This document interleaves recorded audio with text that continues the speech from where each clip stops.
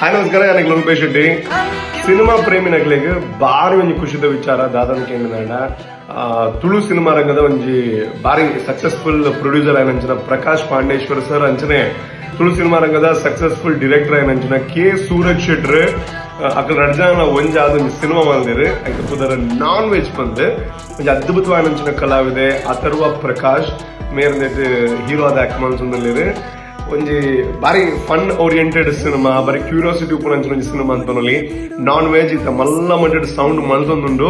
August 1 ತಾನಿ ಕರ್ನಾಟಕ ರಾಜ್ಯದಾದ್ಯಂತ release ಆಗುಂಡು ಖುಷಿದಾದ ಪಂಡಗ